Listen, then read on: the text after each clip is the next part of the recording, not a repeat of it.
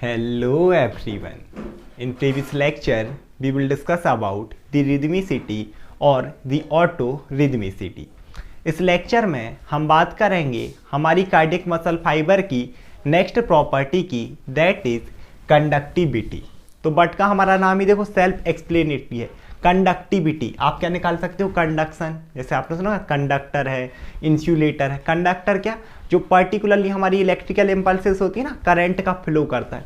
Same S यहाँ पर भी कंडक्टिविटी है. मीन्स हम देखें तो इम्पल्सेस का ट्रांसमिशन होगा जो कि ऐसे नोट से प्रोड्यूस हो रही थी, जैसे हमने पेसमेकर बोला था. So conductivity is defined as the transmission of impulses from SA node to all the other parts of the heart. तो हमने हार्ट में वैसे तो क्या देखा था कि हार्ट के जितने भी टिश्यू हैं, पूरे टिश्यू क्या रहते हैं, हम देखें तो खुद की इम्पल्स जनरेट कर सकते हैं, एक्साइटेबल इन नेचर होते हैं. लेकिन स्पेशली इनमें एक स्ट्रक्चर प्रेजेंट होता है जो कि सबसे ज़्यादा इम्पल्स प्रोड्यूस करता है फॉर द हार्ट बीट. जैसे हमने पेस मेकर या फिर ह्यूमन हार्ट में स्पेशली हमने बोला था ऐसे नोट. तो ये हमारे यहाँ पर क्या प्रेजेंट है? ऐसे नोट जो कि इम्पल्स प्रोड्यूस करता है हार्ट बीट के लिए. हमने देखा था कि 70 to 80% जो इम्पल्स है मेनली यही प्रोड्यूस करता है और पूरे में ट्रांसमिट करेगा ताकि आपका हार्ट कॉन्टैक्ट हो, पंपिंग एक्शन हो, हम देखें ना तो हार्ट बीट जनरेट हो. इसके बाद अगर हम देखें तो यहाँ से इम्पल्स सारी जगह ट्रांसमिट होनी है. अब एक चीज़ और हमारी आती है, दैट इज कंडक्टिव सिस्टम. कि क्या हुआ, इम्पल्स तो यहाँ पर प्रोड्यूस हुई लेकिन इस ऐसे नोट से वो इस एट्रिया में जा रही हैं, यहाँ तो डायरेक्टली चले जाएंगी, लेकिन इन वेंट्रिकल्स में कैसे पहुँच रही हैं? तो यहाँ पूरा एक वायर का कनेक्शन होगा. जैसे हमारे पास होता है ना कि एक है पावर हाउस, उससे हमें 5 गांव में सप्लाई करनी है, हमने खम्भे गाड़ दिए, पूरे वायर का कनेक्शन कर दिया, तो यहाँ से वहाँ फिर और कोई छोटी एक डीपी रख दी, उससे आगे कनेक्शन. सेम एस यहाँ पर एक पूरा कनेक्शन रहता है, एक सिस्टम होता है और इस सिस्टम को हम बोलते हैं कंडक्टिव या फिर कंडक्शन सिस्टम. मीन्स ऐसा सिस्टम जो इस कंडक्शन के लिए रिस्पॉन्सिबल है. तो it is the system which is responsible for the conduction of impulses या फिर transmission of impulses from SA node to all the other parts of the heart. के ऐसे नोड से पूरे पार्ट में इम्पल्स ट्रांसमिट करेगा. इसके बाद अब हम देखते हैं इसके कॉम्पोनेंट्स, कि आखिर वो कौन कौन से कॉम्पोनेंट्स हैं जो यहाँ से इम्पल्स को पूरे हार्ट में ट्रांसमिट करना है.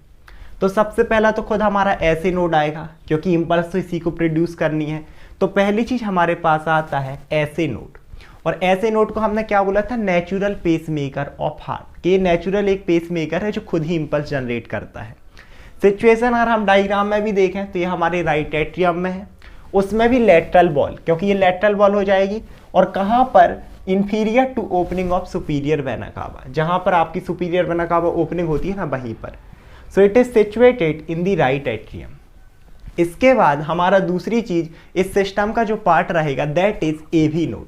और ये जो आपका है ना, ये रहा आपका एवी नोड जो ये छोटा सा ब्लू कलर में दिख रहा. और ये आप लोग देख रहे हो कहाँ पर सिचुएटेड है? Inter atrial septa. Inter atrial septa है जो कि दोनों एट्रिया को सेपरेट करेगा, वहीं पर उसके पोस्टीरियर पोर्शन में. So it is situated in the posterior portion of inter atrial septa. उसमें भी अगर देखो ना तो मैंने राइट साइड में बनाया है क्योंकि ये राइट साइड में ही प्रेजेंट होता है. फिर अगर हम आगे देखें तो ये किसको ओरिजिन देता है? इससे एक ये फाइबर निकल रहा होगा ब्लू कलर में, इसको बोला जाता है बंडल ऑफ हिस. ये जो है ना पर्टिकुलरली इसे हम बोलते हैं बंडल ऑफ हिस, यानी कि इसी से क्या निकला? एक बंडल निकला. ये पर्टिकुलरली नर्व फाइबर से मिलकर बना होता है, तो इसे हम बोलते हैं बंडल ऑफ हिस. और थोड़े दूर के बाद अगर इसे देखो किस में रन कर रहा? Interventricular septa. इसे हम क्या बोलते हैं? Interventricular septa. ये जो पूरा ब्लैक में है जो दोनों वेंट्रिकल को आपस में सेपरेट कर रहा, देखो उसी के साथ चल रहा along with length of interventricular septa. और आगे चलते चलते फिर ये 2 ब्रांचेस में डिवाइड हो जाता है. ए राइट साइड में तो ये पूरी हो गई राइट ब्रांच, और लेफ्ट साइड में तो ये हो गई हमारी पूरी लेफ्ट ब्रांच. तो सबसे पहले SA node, AV node, bundle of His, और ये 2 में डिवाइड हुआ. राइट ब्रांच में है ना, तो एक हमारे पास होगी बंडल ऑफ हिस, उसके बाद है right and left bundle branches. और इन राइट और लेफ्ट ब्रांचेस के बाद भी पर्टिकुलरली जो राइट वाली है वो राइट वेंट्रिकल में जा रही है, लेफ्ट वाली लेफ्ट वेंट्रिकल में जा रही है. लेकिन इन ब्रांचेस के बाद भी ये देखो अगर हम इस तरीके से देखें ना तो ये वाली कौन सी ब्रांच होगी हमारे पास? ये है हमारी राइट ब्रांच और ये रही हमारी इस तरीके से लेफ्ट ब्रांच. ये लेफ्ट ब्रांच. इसके बाद भी इनसे छोटे छोटे फाइबर्स अभी भी ओरिजिनेट हो रहे हैं, ये इस तरीके से, इस तरीके से, इस तरीके से। इन फाइबर्स को हम बोलते हैं परकिंजे फाइबर्स। इन्हें हम क्या बोलते हैं? इनको बोला जाता है परकिंजे फाइबर्स। तो इस तरीके से ये था हमारा पूरा स्ट्रक्चर कंडक्टिव सिस्टम का, कि सबसे पहले हमारे पास ऐसे नोड है जिसे हम पेसमेकर बोल रहे हैं, क्योंकि जो 70% ऑलमोस्ट इम्पल्सेस हैं, 80% यही प्रोड्यूस करता है। इसके अलावा आपका एवी नोड भी इम्पल्स प्रोड्यूस कर सकता है, आपके वेंट्रिकल्स भी इम्पल्स प्रोड्यूस करते हैं, लेकिन जो सबसे ज़्यादा अमाउंट में है इसी का रहता है, इसका रहता है प्रोमिनेंट रोल, और दैट इज द रीज़न कि हमने इसे पेसमेकर बोला। AV node, bundle of His, right and left branch and Purkinje fibre. तो ये था पूरा स्ट्रक्चर ऑफ कंडक्टिव सिस्टम। अब हम देखते हैं मैकेनिज्म ऑफ कंडक्शन, कि एक्चुअल में किस तरीके से जो इम्पल्सेस हैं वो इसे ऐसे नोड से पूरे हार्ट टिश्यू में ट्रांसमिट हो रही हैं।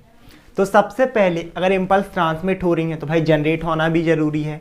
तो फर्स्ट ऑफ ऑल जो हमारा ऐसे नोड रहता है वो इम्पल्स प्रोड्यूस करता है इस हार्ट बीट के लिए, इस पंपिंग एक्शन के लिए। So first of all the impulses are produces by SA node, और ऐसे नोड जैसे इस इम्पल्स को प्रोड्यूस करता है, सिंपल सी बात है, यहीं पर है आपके राइट एट्रियम में, तो चाहे वो राइट एट्रियम हो या फिर लेफ्ट एट्रियम, इन एट्रियम में जो इम्पल्सेस हैं वो डायरेक्टली ट्रांसमिट हो जाती हैं, और जो आपके एट्रिया हैं वो कॉन्ट्रैक्ट करते हैं, मीन्स यहाँ का जो ब्लड है ना वो नीचे चला जाएगा क्योंकि इनका कॉन्ट्रैक्शन हुआ। इसके बाद अब जो इम्पल्सेस हैं, आप बोलोगे भैया जब एट्रिया में गई तो वेंट्रिकल में भी डायरेक्टली चले जाएं और इनको भी कॉन्ट्रैक्ट कर लें तो बहुत ही आसान हो जाए, लेकिन ऐसा नहीं होता।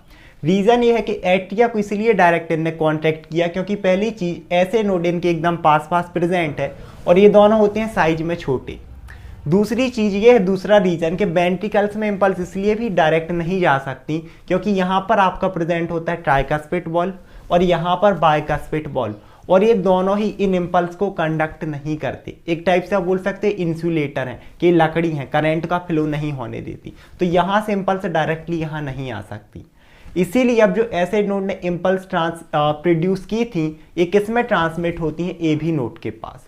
तो after that the impulse are transmit to AV node.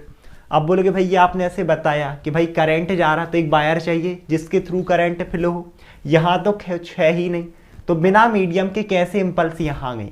तो यहाँ पर एक कनेक्शन होता है आपके ऐसे नोड और एवी नोड के बीच में, जिसे हम बोलते हैं इंटर नोडल कनेक्शन, है ना, या फिर इंटर नोडल फाइबर। इंटर मतलब बीच में और नोडल मीन्स जो दो नोड के बीच में है एक कनेक्शन।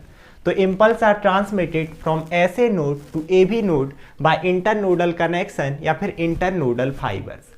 अब क्या हुआ, जैसे ही एवी नोड के पास इम्पल्स आई ये थोड़ी देर के लिए उन्हें होल्ड करता है, एकदम ऐसे नहीं कि आई कि एकदम इसने भेज दी, थोड़ी देर के लिए होल्ड करेगा। इसीलिए होल्ड कर रहा ताकि जब तक इनका कॉन्ट्रैक्शन हो जाए आपके एट्रियम का, है ना, उसके बाद इम्पल्स यहाँ जाए, तब तो रिदम चलेगी कि यहाँ से कॉन्ट्रैक्शन तो ब्लड यहाँ आए, फिर ये कॉन्ट्रैक्ट होंगे तो ब्लड ऊपर जाएगा, इस तरीके से।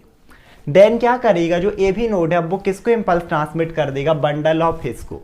तो impulse are transmitted to the bundle of His, और बंडल ऑफ हिज सिंपल सी बात, इसी सीक्वेंस से इम्पल्स ट्रांसमिट हो रही हैं। एक कैसे ट्रांसमिट कर देगा? आपकी राइट और लेफ्ट ब्रांचेस में, दोनों ब्रांचेस में, और जो आपकी राइट और लेफ्ट ब्रांचेस हैं उनसे इम्पल्सेस किस में जाने लगेगी? धीरे धीरे इन परकिंजे फाइबर्स में, जो आपके परकिंजे फाइबर्स हैं इन सभी में इम्पल्सेस ट्रांसमिट हो जाएंगी।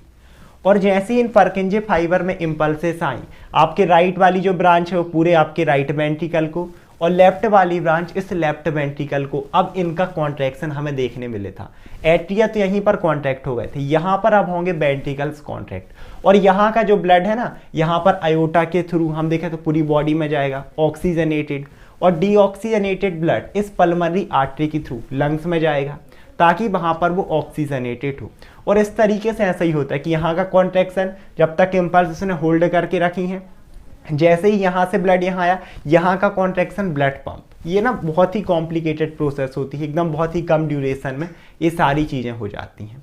तो ये था हमारा पूरा इसका स्ट्रक्चर, साथ ही साथ इसका मैकेनिज्म, और इसी तरीके से आपकी हार्ट बीट, साथ ही साथ हम देखें ना तो पूरा ब्लड हमारी बॉडी में पंप होता है। इसके बाद हम देखते हैं कार्डियक मसल फाइबर की next property, that is contractility. हमने स्केलेटल मसल में भी देखा था कि कॉन्ट्रैक्टिलिटी का क्या मतलब था, मसल के जो इंटरनल इवेंट थे उनमें चेंजेस होंगे, जैसे कि लेंथ हो गई, तो स्पेशली उसमें भी लेंथ हमेशा छोटी होती है। जैसे ये है हमारी नॉर्मल मसल, अगर हम फ्लेक्शन करें मीन्स यहाँ पर मसल कॉन्ट्रैक्ट होगी, आपकी बाइसेप्स से, ब्रेकियलिस है, यानी कि उनकी जो लेंथ लॉन्ग थी, अब जैसे ही हमने मसल को कॉन्ट्रैक्ट किया वो शॉर्ट होती है, और यही होती है एक्चुअल में कॉन्ट्रैक्टिलिटी। अबिलिटी ऑफ टिश्यू, या फिर यहाँ पर हम क्योंकि कार्डियक मसल फाइबर पढ़ रहे हैं तो ability of cardiac muscle fibre to shorten in length, और ये कब होगा, जब पर्टिकुलरली हम एक स्टिमुलस अप्लाई करेंगे, तो आफ्टर रिसीविंग द स्टिमुलस। अब इसी प्रॉपर्टी के अंदर एक बहुत ही इंपॉर्टेंट लॉ आता है जिसे हम बोलते हैं ऑल और नन लॉ। तो देखो नाम ही इंडिकेट कर रहा, एक नाम है ऑल मतलब पूरा, और या फिर नन मीन्स बिल्कुल भी नहीं। सिंपल सा मतलब इसका ये होता है, एक ऐसा लॉ है जो क्या कहता है कि जो आपकी कार्डियक मसल है, जब भी आप उसमें स्टिमुलस अप्लाई करते हो, ये है ना, या फिर वो स्टिमुलस रिसीव करती है, तो या तो आपकी cardiac muscle all response means maximum response देगी, और नन या फिर बिल्कुल भी रिस्पॉन्स नहीं दोगी। अब बोलोगे भाई ये कैसे, तो देखो सिंपल सी बात है, हमारे पास है कार्डियक मसल फाइबर, अगर उसमें ऐसा स्टिमुलस अप्लाई होता है ना, ये जो आपकी कार्डियक मसल है ऐसा स्टिमुलस रिसीव करती है जिसमें थ्रेशोल्ड हम देखें ना स्ट्रेंथ है, थ्रेशोल्ड क्या, ऐसी स्ट्रेंथ जो उसे एक्साइट कर सकती है, तो आपकी कार्डियक मसल मैक्सिमम रिस्पॉन्स देंगी। वहीं अगर कार्डियक मसल ऐसा स्टिमुलस रिसीव करती हैं जिसकी जो स्ट्रेंथ है थ्रेशोल्ड लेवल से कम है ना, मीन्स वो एक्साइट ही नहीं कर पा रही, तब आपकी कार्डियक मसल बिल्कुल भी रिस्पॉन्स नहीं देंगी, मीन्स या तो मैक्सिमम कॉन्ट्रैक्शन देखने मिलेगा या फिर बिल्कुल भी कॉन्ट्रैक्शन हमें देखने के लिए नहीं मिलेगा। आज के लेक्चर में इतना ही। आई होप आप लोग को वीडियो समझ में आया होगा। Thank you so much everyone.